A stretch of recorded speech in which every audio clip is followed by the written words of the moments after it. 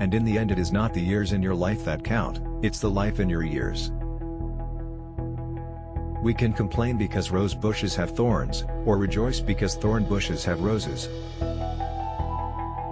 Every man's happiness is his own responsibility.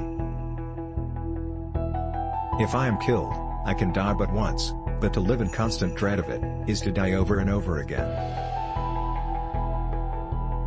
Nearly all men can stand adversity, but if you want to test a man's character, give him power.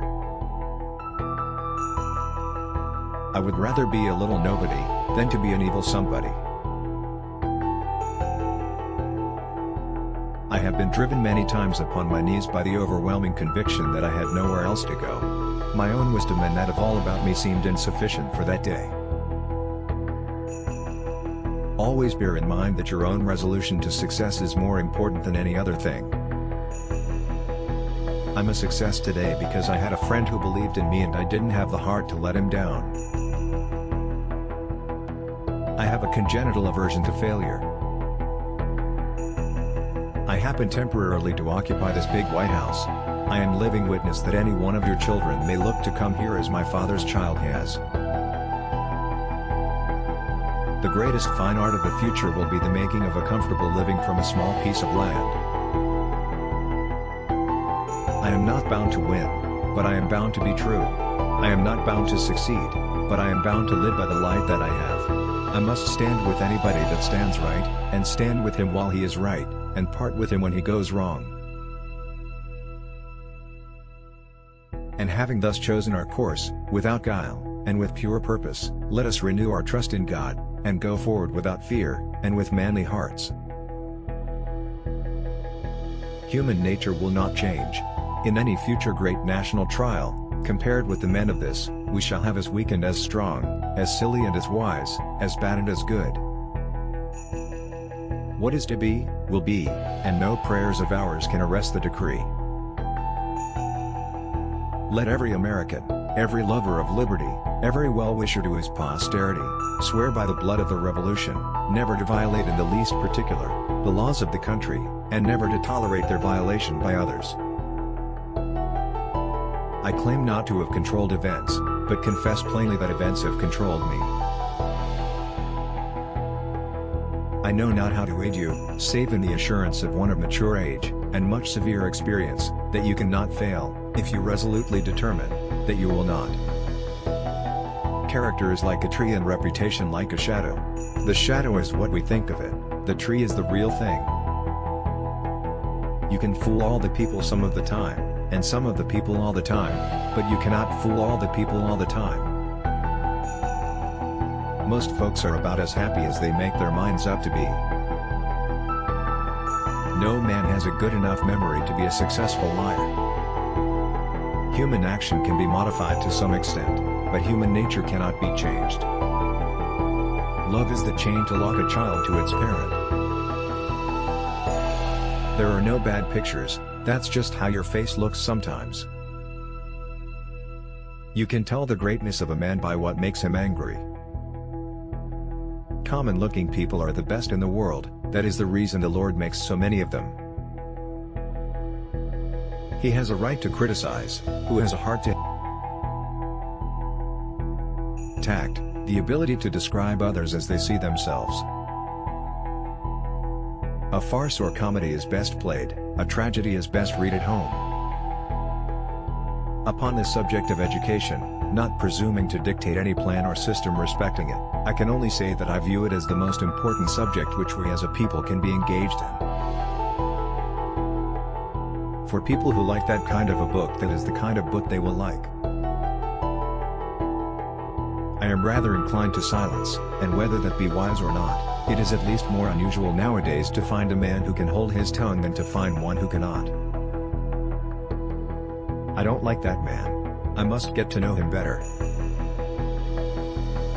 When you reach the end of your rope, tie a knot and hang on. You cannot escape the responsibility of tomorrow by evading it today. Better to remain silent and be thought a fool than to speak out and remove all doubt. Adhere to your purpose and you will soon feel as well as you ever did. On the contrary, if you falter, and give up, You will lose the power of keeping any resolution, and will regret it all your life. I have not permitted myself, gentlemen, to conclude that I am the best man in the country, but I am reminded, in this connection, of a story of an old Dutch farmer who remarked to a companion once that it was not best to swap horses while crossing streams. I have stepped out upon this platform that I may see you and that you may see me, and in the arrangement I have the best of the bargain. The demon of intemperance ever seems to have delighted in sucking the blood of genius and of generosity. This is a world of compensations, and he who would be no slave, must consent to have no slave. Those who deny freedom to others, deserve it not for themselves, and, under a just God, cannot long retain it. As I would not be a slave, so I would not be a master. This expresses my idea of democracy. In giving freedom to the slave, we assure freedom to the free, honorable alike in what we give, and what we preserve. We shall nobly save, or meanly lose. The one victory we can ever call complete will be that one which proclaims that there is not one slave or one drunkard on the face of God's green earth. All I ask for the Negro is that if you do not like him, let him alone. If God gave him but little, that little let him enjoy. I leave you, hoping that the lamp of liberty will burn in your bosoms until there shall no longer be a doubt that all men are created free and equal. No man is good enough to govern another man, without that other's consent. I say this is the leading principle, the sheet anchor of American republicanism. It may seem strange that any men should dare to ask a just God's assistance in wringing their bread from the sweat of other men's faces, but let us judge not that we be not judged. The prayers of both could not be answered, that of neither has been answered fully. The Almighty has His own purposes. Surely God would not have created such a being as man, with an ability to grasp the infinite, to exist only for a day. No, no, man was made for immortality. With malice toward none, with charity for all, with firmness in the right as God gives us to see the right, let us strive on to finish the work we are in, to bind up the nation's wounds, to care for him who shall have borne the battle, and for his widow and his orphan, to do all which may achieve and cherish a just and lasting peace, among ourselves, and with all nations. I have never studied the art of paying compliments to women, but I must say that if all that has been said by orators and poets since the creation of the world in praise of women were applied to the women of America, it would not do them justice for their conduct during this war. I will close by saying, God bless the women of America. In regard to this great book, I have but to say, it is the best gift God has given to man. All the good the Savior gave to the world was communicated through this book. The will of God prevails. In great contests each party claims to act in accordance with the will of God. Both may be, and one must be, wrong. God cannot be for and against the same thing at the same time. In the present civil war it is quite possible that God's purpose is something different from the purpose of either party, and yet the human instrumentalities, working just as they do, are of the best adaptation to effect His purpose. I care not for a man's religion whose dog and cat are not the better for it. Let us have faith that right makes might, and in that faith, let us, to the end, dare to do our duty as we understand it. The United States government must not undertake to run the churches. When an individual, in the church or out of it, becomes dangerous to the public interest, he must be checked. Any people anywhere, being inclined and having the power, have the right to rise up, and shake off the existing government, and form a new one that suits them better. This is a most valuable, a most sacred right, a right, which we hope and believe, is to liberate the world. A house divided against itself cannot stand. I believe this government cannot endure permanently half slave and half free. I do not expect the Union to be dissolved, I do not expect the house to fall, but I do expect it will cease to be divided. It will become all one thing or all the other. This country, with its institutions, belongs to the people who inhabit it. Whenever they shall grow weary of the existing government, they can exercise their constitutional right of amending it, or their revolutionary right to dismember it or overthrow it.